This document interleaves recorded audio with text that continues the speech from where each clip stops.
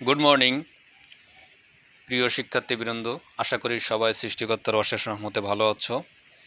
আজ আমরা এইচএসসি উচ্চতর গণিত দ্বিতীয় পত্রের ষষ্ঠ অধ্যায়ের মানে কনিক্স বা কনিক অধ্যায়ের আমরা তৃতীয় ক্লাস করতে যাচ্ছি। আমরা এই অধ্যায়ের দুইটা ক্লাস এর আগে করেছি। তোমরা অবশ্যই ওই দুইটা ক্লাস খুব সুন্দরভাবে করবে, তা নাহলে আজকের ক্লাস কিন্তু তোমরা বুঝতে পারবে না। ঠিক আছে, তো আমরা এখন প্যারাবোলা এই অধ্যায়ে আসি। কনিকের তিনটা সেকশন আমরা জানি, প্যারাবোলা, হাইপারবোলা আর ইলিপস। তো আমরা এখন প্যারাবোলা অধ্যায়ে আসি। ঠিক আছে, অনুশীলনী 6.1-এ। তো আমরা আজকে যে অঙ্কটি করব সেটা হচ্ছে y square equal to 4px, y square equal to 4ex পরাবৃত্তটি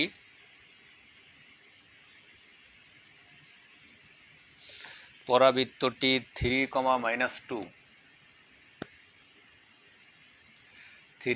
-2 বিন্দু দিয়ে গমন করলে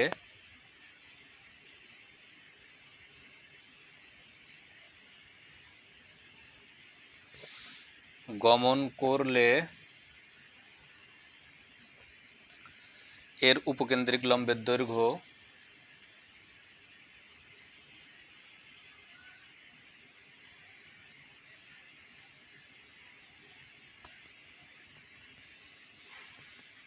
উপকেন্দ্রিক লম্বের দৈর্ঘ্য এবং উপকেন্দ্রের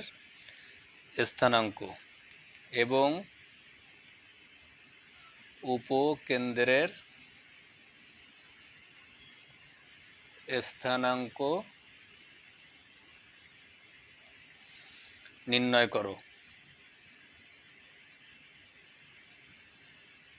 দেখো অঙ্কটি দেখো, y square equal to 4px পরাবৃত্তটি 3, -2 বিন্দু দিয়ে গমন করলে এর উপকেন্দ্রিক লম্বের দৈর্ঘ্য এবং উপকেন্দ্রের স্থানাঙ্ক নির্ণয় করো।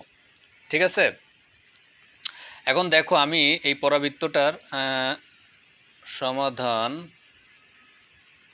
এই পরাবৃত্ত Y square equal to 4ax মানে হচ্ছে এক্স অক্ষের একঘাত, ওয়াই হচ্ছে এক্সের একঘাত আর ওয়াইয়ের হচ্ছে দ্বিঘাত। তাহলে Y square equal to 4ax এই টাইপের পরাবৃত্তের সাধারণত ফিগার কেমন হয়, এটা এক্স অক্ষ, এটা হচ্ছে ওয়াই অক্ষ। তাহলে এটা হচ্ছে এক্স অক্ষের সাথে প্রতিসম, কারণ হচ্ছে এটা হচ্ছে এক্স অক্ষের সাথে প্রতিসম, কারণ এখানে এক্সের একঘাত ওয়াইয়ের দ্বিঘাত, তাই না? তাহলে এবং 4px, এখানে দেখো, এখানে হচ্ছে আমরা ধরে নিচ্ছি পির মানটা যদি নেগেটিভ না হয় তাহলে এটা হচ্ছে এক্স অক্ষের ধনাত্মক দিকেই হবে পরাবৃত্তটা, আর পির মানটা যদি নেগেটিভ হয় তাহলে এক্স অক্ষের ঋণাত্মক দিকেই হবে। তো আমরা জানি না, আমরা পির মানটা ধনাত্মক ধরে নিয়ে আমরা পরাবৃত্তটা আঁকাইছি। এখন এখানে কি বলছে যে উপকেন্দ্রিক লম্বের দৈর্ঘ্য, আমরা কি জানি উপকেন্দ্রিক লম্বের দৈর্ঘ্য হচ্ছে আমরা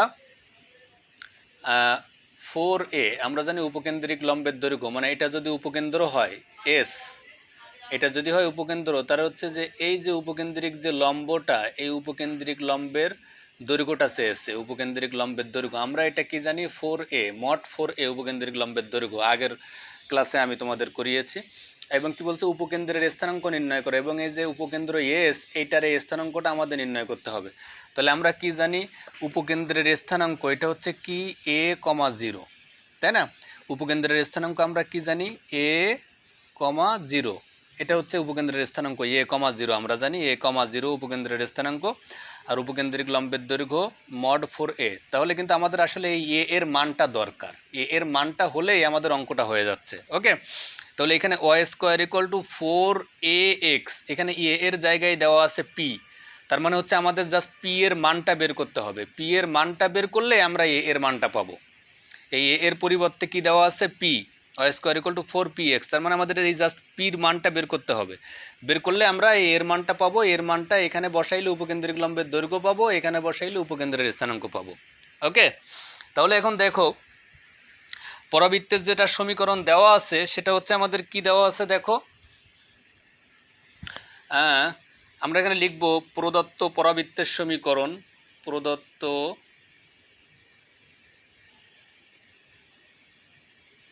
পরাবৃত্তের সমীকরণ মানে যে সমীকরণটা দেওয়া আছে, প্রদত্ত পরাবৃত্তের সমীকরণ কি Y square equal to 4px, এটা হচ্ছে আমাদের দেওয়া আছে এবং বলা আছে যে এই পরাবৃত্তটা 3, -2 বিন্দু দিয়ে যায়, মানে এটা হচ্ছে 3, -2 ধরলাম, এই যে বিন্দু এটা হচ্ছে 3, -2 বিন্দু, এটা হচ্ছে 3, -2 বিন্দু আমি ধরলাম, এই 3, -2 বিন্দু দিয়ে এই পরাবৃত্তটা যায়, এটা বলছে যে এই পরাবৃত্তটি 3, -2 বিন্দু দিয়ে যায়। তো যেহেতু এটা 3, -2 বিন্দু দিয়ে যায়, সুতরাং এই বিন্দু দিয়ে এই পরাবৃত্তটি সিদ্ধ হবে, তাই না? আবারও বলছি দেখো, যেহেতু এই যে পরাবৃত্ত, এই পরাবৃত্তটি 3, -2 বিন্দু দিয়ে যায়, সুতরাং অবশ্যই এই 3, -2 বিন্দুটি ওই পরাবৃত্তের উপরে অবস্থিত। দ্যাট মিন্স এই 3, -2 বিন্দুটি দ্বারা ওই পরাবৃত্তটি সিদ্ধ হবে, তাই না? তাহলে আমরা কি লিখতে পারি? প্রদত্ত পরাবৃত্তের সমীকরণ এটা, যা 3, -2 বিন্দুগামী, যা 3, -2 বিন্দুগামী, তার মানে হচ্ছে 3, -2 বিন্দু দ্বারা এই পরাবৃত্তটি সিদ্ধ হবে। ওকে, তাহলে এখন বসাও এই বিন্দুটা এই পরাবৃত্তের উপরে বসাও। তাহলে অতএব এখানে y এর মান হচ্ছে কি -2, -2 square equal two 4 into P into এক্সের জায়গায় এক্স এর মান হচ্ছে 3 বসাবো, 3। ওকে, তাহলে -2 স্কোয়ার ইকুয়াল টু 4p3, এখান থেকে আমরা কি পাবো? পি ইকুয়াল টু, এখানে হচ্ছে এটা হবে 4, এটা হচ্ছে 4 কেটে যাবে, হবে 1/3, পি ইকুয়াল টু 1/3। তাহলে এই পি ইকুয়াল টু 1/3 আমরা কিন্তু এই যে পেয়ে গেছি, পির মান পেয়ে গেছি। এখন পি এর মান এটা 1 নম্বরে বসাবো, এটাকে যদি আমরা 1 নম্বর ধরে নিই, পরাবৃত্তের সমীকরণ y square equal to 4px, এখন পি এর মানটা 1 নম্বরে বসিয়ে আমরা যদি বসাই, লিখো হচ্ছে 1 নম্বর পি ইকুয়াল টু 1/3 1 নংয়ে বসিয়ে পাই, 1 নম্বরে বসিয়ে পাই। তাহলে y স্কয়ার ইকুয়াল টু 4, পির মান হচ্ছে 1/3x। ওকে, তাহলে y square equal to 4 into 1/3 into x.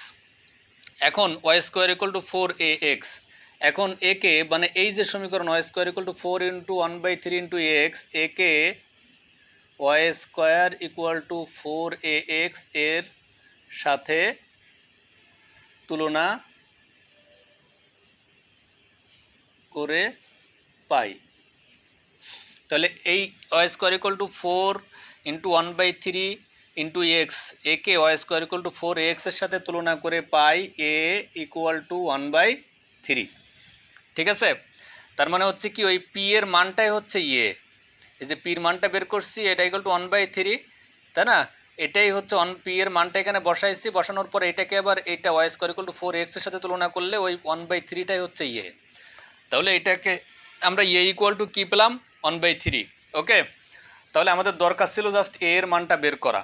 তাহলে এখন আমরা কি করব দেখো, তাহলে উপকেন্দ্রিক লম্বের দৈর্ঘ্য,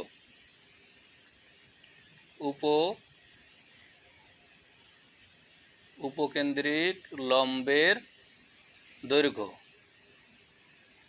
তাহলে উপকেন্দ্রিক লম্বের দৈর্ঘ্য ইকুয়াল টু আমরা কি জানি? Mod 4a। ওকে, তার মানে হচ্ছে মড 4 ইন্টু 1/3 ইকুয়াল টু 4/3 একক। দৈর্ঘ্য সবসময় একটা একক থাকে। ঠিক আছে, এরপরে দেখো এটা হচ্ছে কি উপকেন্দ্রের স্থানাঙ্ক। তাহলে উপকেন্দ্রের স্থানাঙ্ক, উপকেন্দ্রের স্থানাঙ্ক আমরা কি জানি? উপকেন্দ্রের স্থানাঙ্ক a,0, a,0 বা এর মানটা বসাও, এর মানটা হচ্ছে কি 1/3, 1/3,0। ওকে, উপকেন্দ্রের স্থানাঙ্ক a,0 বা 1/3,0। ঠিক আছে, তাহলে আমরা এখানে যে অঙ্কটি দেওয়া আছে সেটার আমরা সমাধান বের করে ফেললাম। ওকে, এখানে কি বলা ছিল? এই পরাবৃত্তটি এত বিন্দু দিয়ে গমন করে, যেহেতু এই বিন্দু দিয়ে গমন করে সুতরাং এই বিন্দুটি এই পরাবৃত্তের উপরে অবস্থিত বা এই বিন্দু দ্বারা এই পরাবৃত্তটি সিদ্ধ হয়। তাহলে এই বিন্দুটি এই পরাবৃত্তের উপরে বসাবো। তাহলে কি করলাম?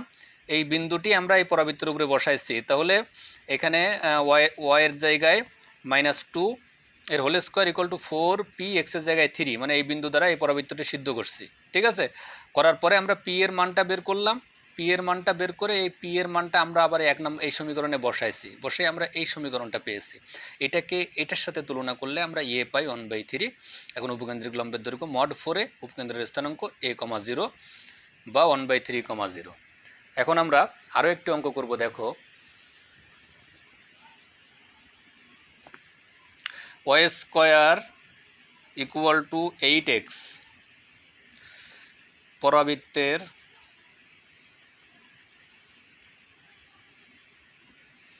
উপরিস্থিত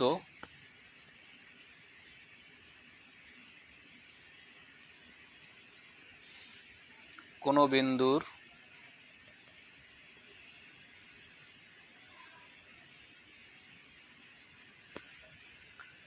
উপকেন্দ্রিক দূরত্ব 8।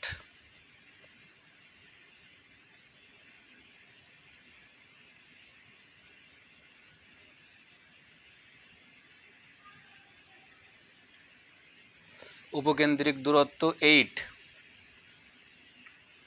ওই বিন্দুর স্থানাঙ্ক নির্ণয় করো।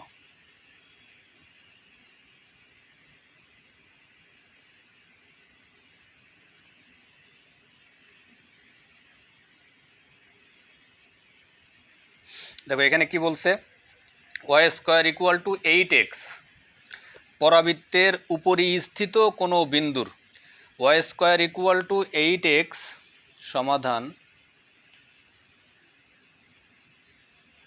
দেখো y square equal to 8x equal to 4 into 2x, তাই না? 4 ইন্টু 2x মানে y square equal to 4ax।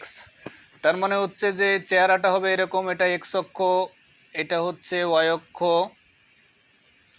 পরাবৃত্তটি হবে x অক্ষের সাথে প্রতিসম, এটা হচ্ছে শীর্ষবিন্দু, এটা হচ্ছে নিয়ামক বা দিকাক্ষ। ঠিক আছে, আর এটা হচ্ছে উপকেন্দ্র আমি ধরলাম, এটা হচ্ছে S উপকেন্দ্র, এটা S। এখানে কি বলছে যে y square equal to 8x পরাবৃত্তের, মানে এই যে পরাবৃত্তটা, এই পরাবৃত্তের উপরিস্থিত কোনো বিন্দুর, মানে এই পরাবৃত্তের উপরে অবস্থিত কোনো বিন্দুর, আমি ধরলাম এখানে একটা বিন্দু আছে, এই যে এখানে একটা বিন্দু আছে, উপরে স্থিত কোনো বিন্দুর উপকেন্দ্রিক দূরত্ব 8। মানে এই যে এই পরাবৃত্তের উপরে অবস্থিত কোনো একটা বিন্দুর উপকেন্দ্রিক দূরত্ব, মানে উপকেন্দ্র হতে তার দূরত্ব, এই যে উপকেন্দ্র হতে তার দূরত্ব, এই যে উপকেন্দ্রিক দূরত্ব। ওকে, এটা দেওয়া আছে 8 উপকেন্দ্রিক দূরত্ব, মানে উপকেন্দ্র হতে এই বিন্দুটার দূরত্ব, এটাকে বলা হয় উপকেন্দ্রিক দূরত্ব।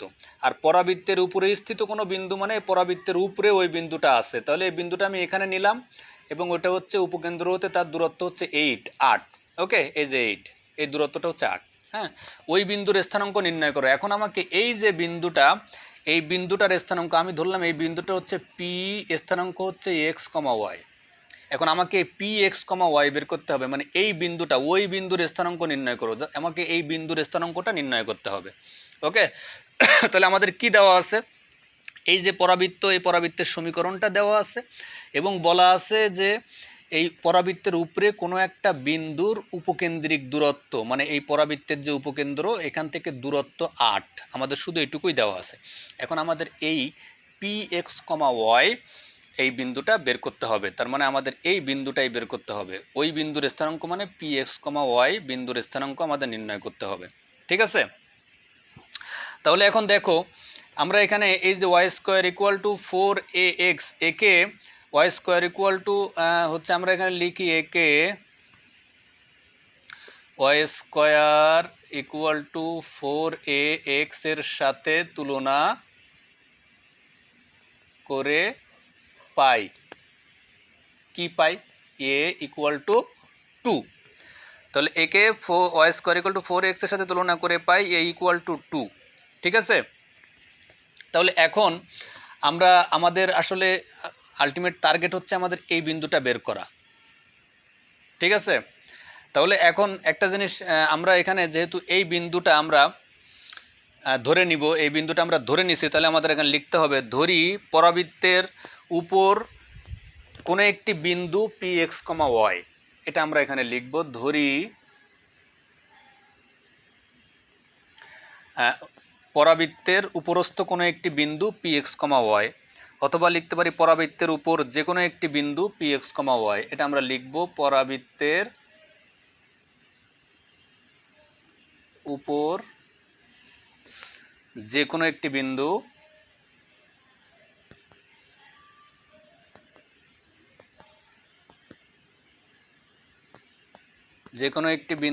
পি এক্স কমা ওয়াই।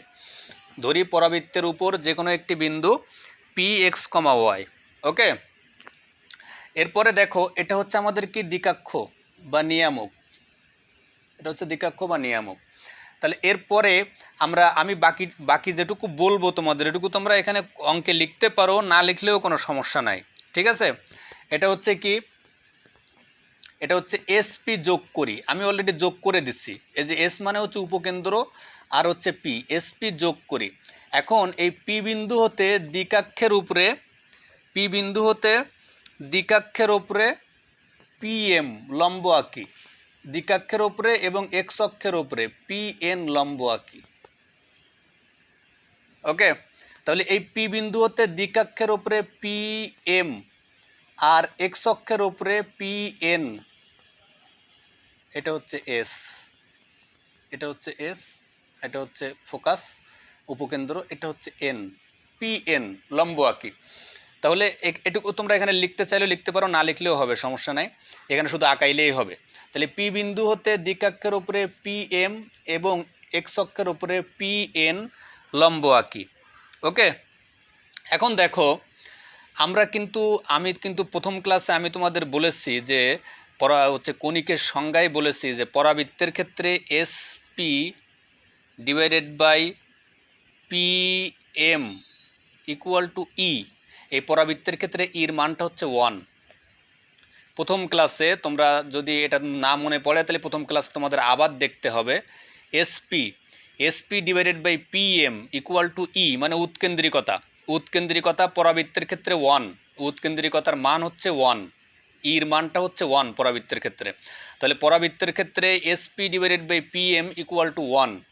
ওকে, এসপি কি, এই এস হতে পি বিন্দুর দূরত্ব, আর ওই পি হতে এই দ্বিকাক্ষের উপরে লম্বের দূরত্ব, এই দুই দূরত্ব, এটা হচ্ছে এসপি এই দূরত্ব, আর পি বিন্দু হতে দ্বিকাক্ষের উপরে লম্বের দূরত্ব পি এম, এটার অনুপাত SP divided by P M equal to E. পরাবৃত্তের ক্ষেত্রে ইর মানটা 1, তাহলে SP divided by P M equal to 1 পরাবৃত্তের ক্ষেত্রে, তাই না? তাহলে আমরা এখন লিখব পরাবৃত্তের সংজ্ঞানুসারে, বা পরাবৃত্তের ক্ষেত্রে আমরা জানি, এটাও লিখতে পারি, বা পরাবৃত্তের সংজ্ঞানুসারে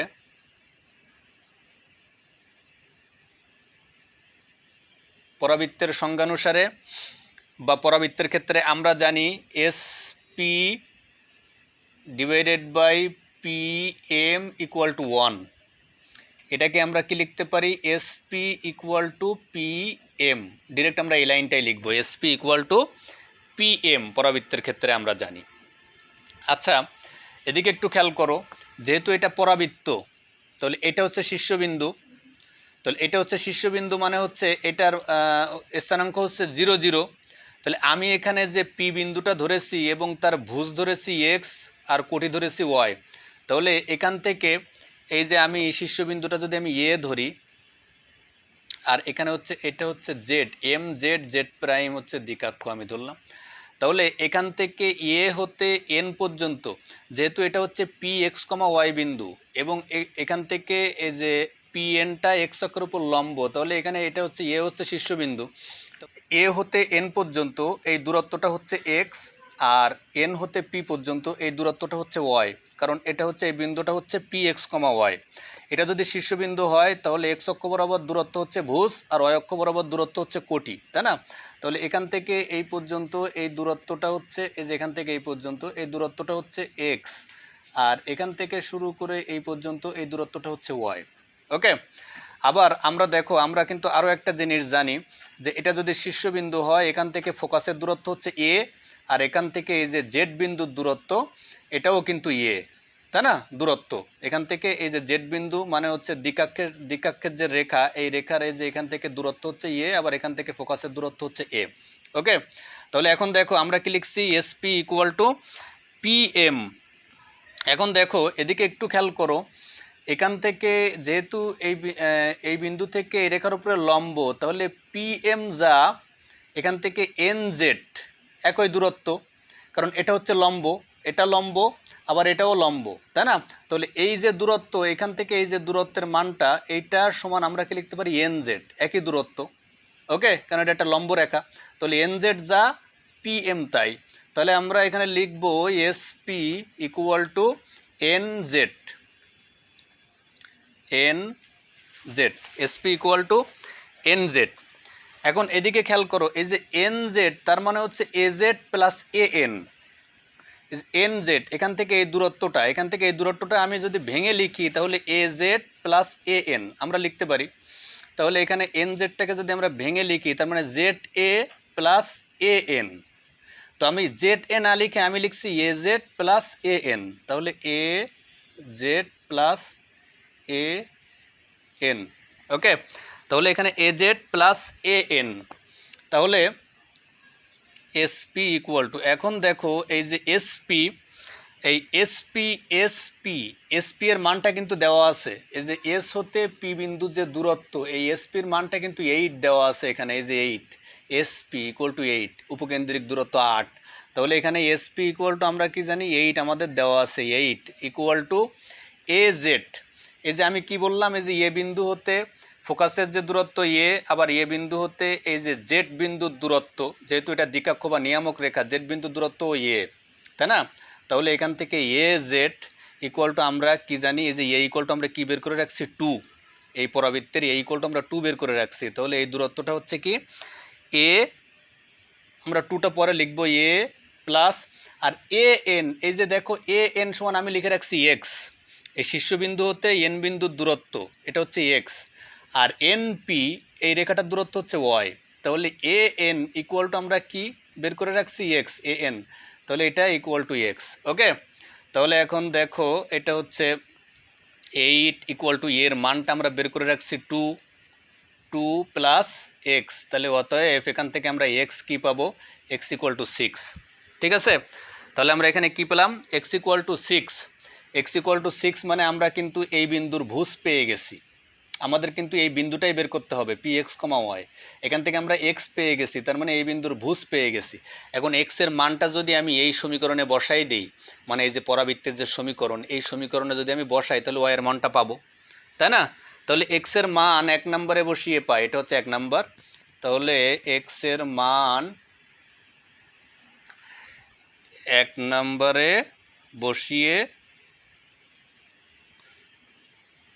পাই, তাহলে এক্সের মান 1 নম্বরে বসিয়ে পাই, 1 নম্বরে বসাও, Y square equal to 8 into X, X equal to কি 6, Y square equal to 8 into 6 equal to কী হয়, 6 × 8 = 48।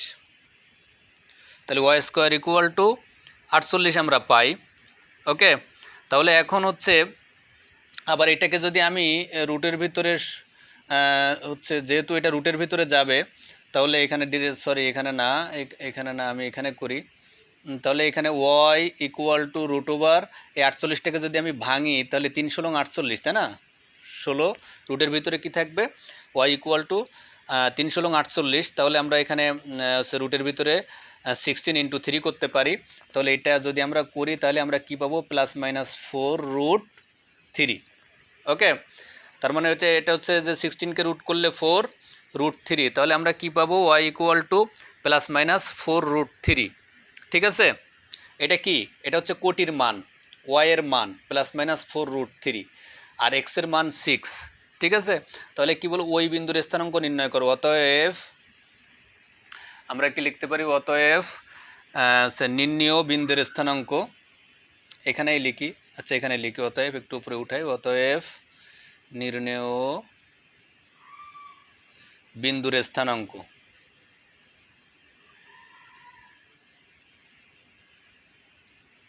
বিন্দুর স্থানাঙ্ক ভুজ হচ্ছে এক্স, এক্স হচ্ছে 6, 6 কোটি হচ্ছে ওয়াই, ওয়াইয়ের মানটা হচ্ছে এই যে ওয়াইয়ের মানটা হচ্ছে +-4√3। তাহলে এটা হচ্ছে +-4√3। তাহলে নির্ণয় বিন্দুর স্থানাঙ্ক 6, +-4√3। ঠিক আছে, এটা হচ্ছে আমাদের এই যে বিন্দু PXY। তাহলে অঙ্কটি আরেকবার দেখো, আমি তোমাদের এখানে প্রথম থেকে আরেকবার বলি। y² = 8x পরাবৃত্তের উপরে স্থিত কোনো বিন্দুর, এই পরাবৃত্তের উপরে স্থিত কোনো বিন্দুর উপকেন্দ্রিক দূরত্ব, মানে উপকেন্দ্র হতে দূরত্ব 8, ওই বিন্দুর স্থানাঙ্ক নির্ণয় করো। তাহলে এই যে পরাবৃত্তে y² = 8x, এই যে পরাবৃত্ত, এই পরাবৃত্তের উপরে স্থিত একটি বিন্দু আমি ধরে নিচ্ছি PXY, এবং হচ্ছে উপকেন্দ্র হতে তার দূরত্ব 8 একক। হ্যাঁ, তাহলে এটা এখান থেকে y² = 8x, এখান থেকে আমরা এ এর মানটা বের করলাম, এবং এই পরাবৃত্তের উপরে x, y একটা বিন্দু ধরছি।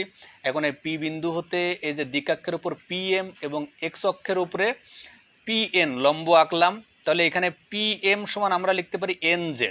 তাহলে পরাবৃত্তের সংজ্ঞা অনুসারে আমরা জানি SP = PM, মানে SP/PM = E, এর মান 1, তার মানে SP = PM।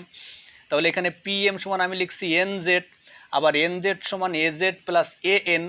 এখন হচ্ছে AZ সমান আমরা জানি A, সেটা বসালাম, আবার AN সমান এখানে X, আর NP সমান Y। তাহলে এখানে আমরা AN এর মান X বসাইছি, বসাই আমরা এখান থেকে X এর ভ্যালুটা বের করলাম। ওকে, এখন X এর ভ্যালুটা যদি আমরা এই 1 নম্বর সমীকরণে মানে পরাবৃত্তে বসাই, তাহলে Y এর মানটা আমরা পাবো। অর্থাৎ নির্ণয় বিন্দুর স্থানাঙ্ক 6, +-4√3, মানে বিন্দু দুইটা, একটা হচ্ছে ধনাত্মক দিকে একটা হবে, আরেকটা হচ্ছে ঋণাত্মক দিকে একটা বিন্দু হবে। শুধু এখানে একটা বিন্দু না, বিন্দু এখানে দুইটা। একটা হচ্ছে যে x এর মানটা হচ্ছে ভুজ 6, এখান থেকে এই দূরত্ব 6 একক, আর এখান থেকে এই দূরত্ব একটা হচ্ছে ধনাত্মক দিকে 4√3, একটা হচ্ছে ঋণাত্মক দিকে 4√3। তার মানে হচ্ছে যে এরকম পরাবৃত্তের উপরিস্থিত কোনো বিন্দুর মানে এরকম বিন্দু পাওয়া যাবে দুইটা, একটা হচ্ছে যে 6, 4√3, আর একটা হচ্ছে 6, -4√3।